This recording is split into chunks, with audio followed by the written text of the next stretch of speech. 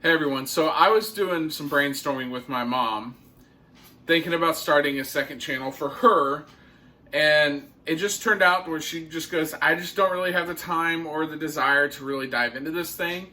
You do, so you take it, you run with it. If you want to start a channel, do it. If not, just have it be a segment. So that's what we're going to do. We're going to expand off Kilter Homestead, and we already have Wood Walk that we do periodically. We already have Owen's Corner that we do periodically. He's begging me to do another one, so we'll get another one of those out here soon. Now, we are going to have Hillbilly Keto.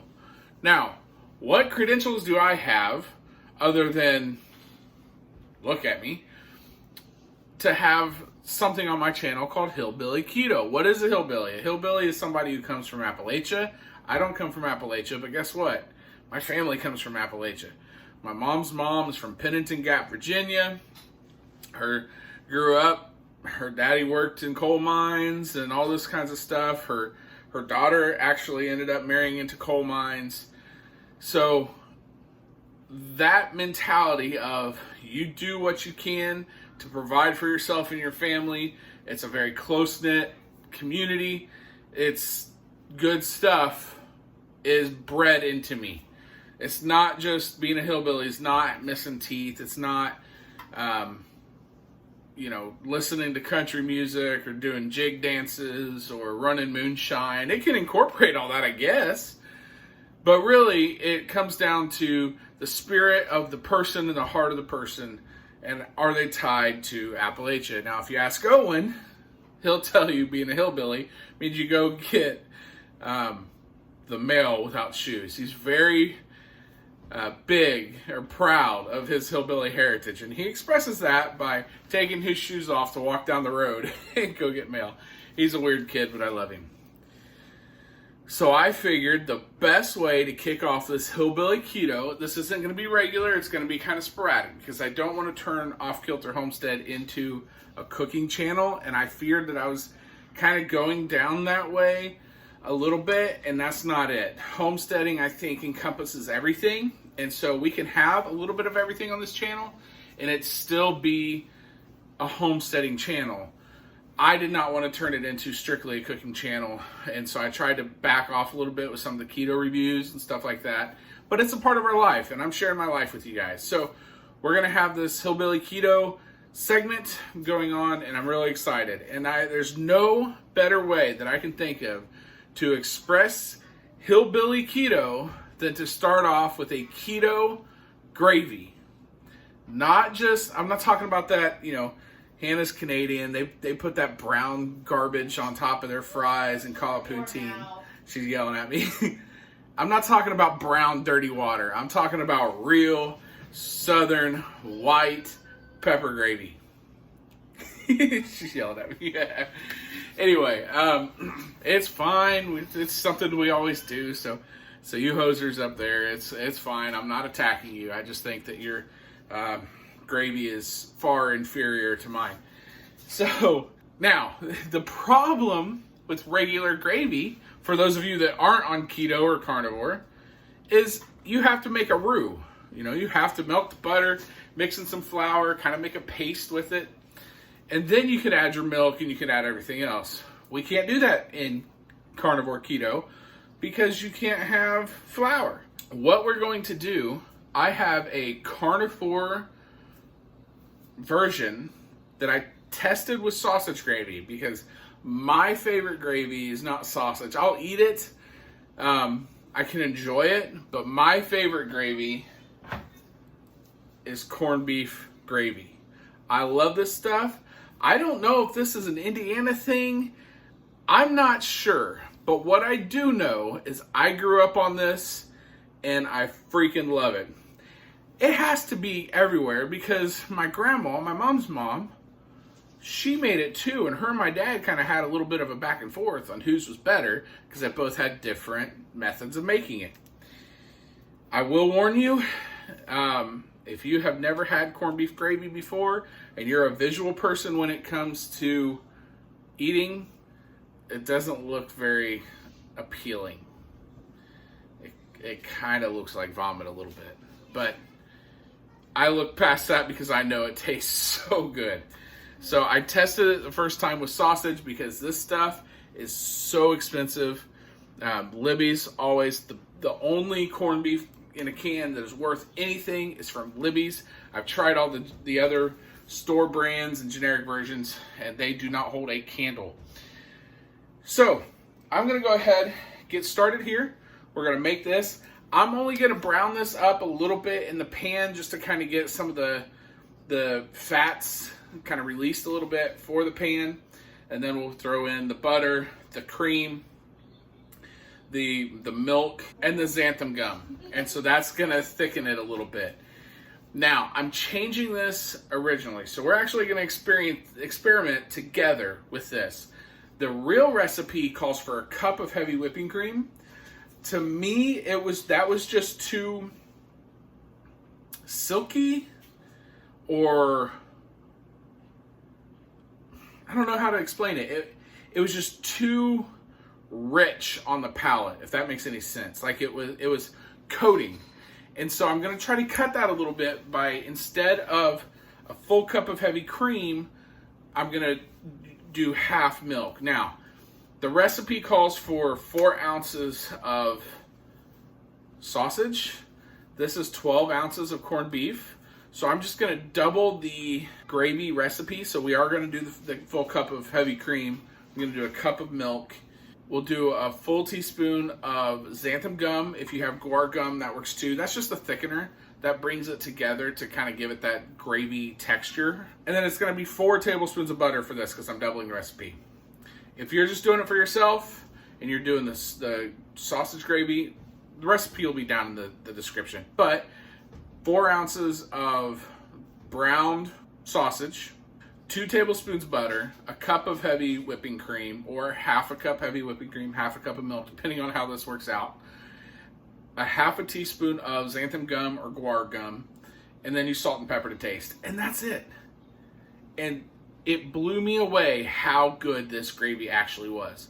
So let me go ahead. We're going to get this started. I'm going to flip the camera around, bring it down so you can see, because there's a little bit of trick to it. So let's go ahead and get started. I can't wait. We're going to go ahead and melt this butter in here. This is the easiest dish to make ever, but it tastes so good. All right, that's melted enough. So go ahead, dump in the milk.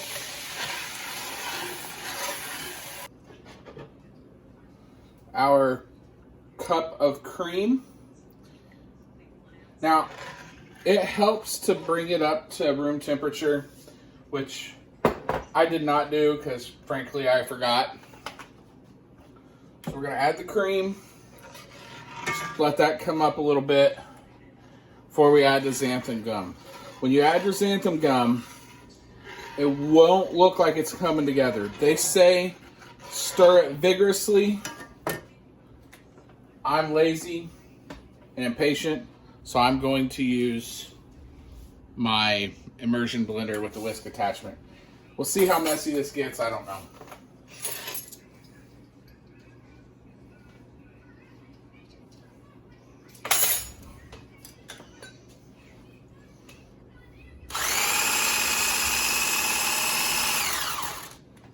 All right, that's going to be really, really, really messy.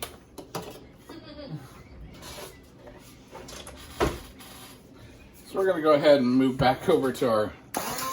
Oh,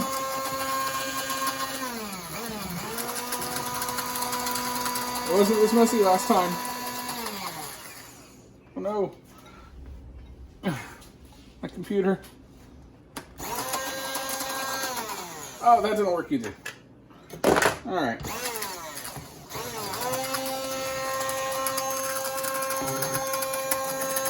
I guess I did have a bigger pot last time. Okay.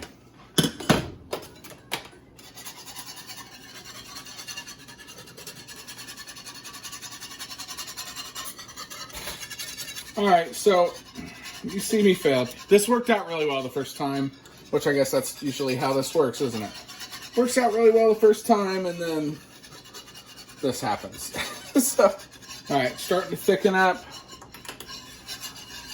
Turn that heat off. Now, if you have never made corned beef gravy before, once you add, get it off the heat totally.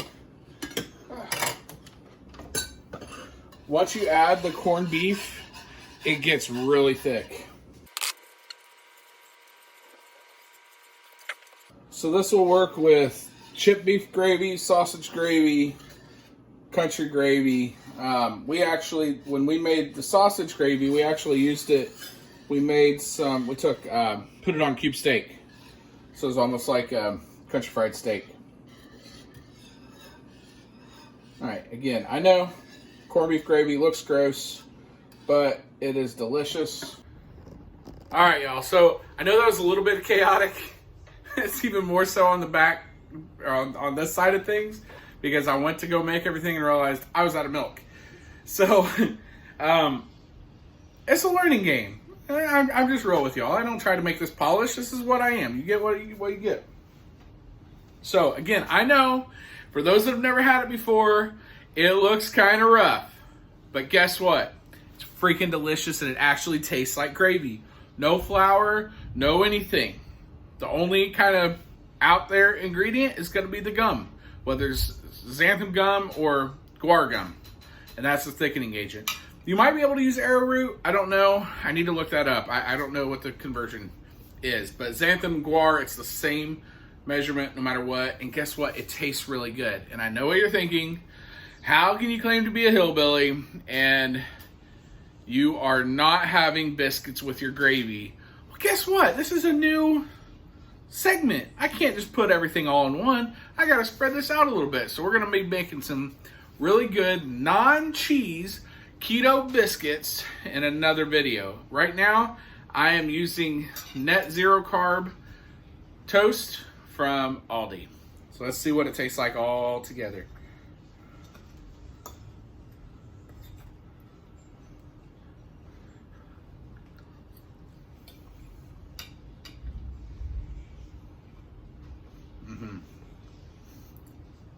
I'm back home, y'all. This is so good. Having the milk definitely helps. I'm just cutting the crust off because I don't like the crust from this zero carb bread. I don't know what they do to it, but whatever voodoo they use to make the zero carb bread, it does not go good with the crust. But the milk definitely helps cut down on the velvetiness of it. So, or the lingering velvetiness, where's our heart? The lingering feeling of velvet. So, I'm definitely gonna be making this again. It's Owen approved, because he goes like this. It's Owen approved. If there's something that's down home cooking that you can't have on keto that you want made, let me know. Put it in the comments below. I will find a way to make sure that you have your comfort food that your mama and your grandma raised you on, and you still get to stick to the keto lifestyle. Again, this is keto, carnivore-ish, not the bread, obviously, but the gravy is keto carnivore. It's very good. Thank you all for stopping by. I'm going to enjoy this. Y'all be self-sufficient. Help everyone you can. Inconvenience no one. Have a good day. Bye.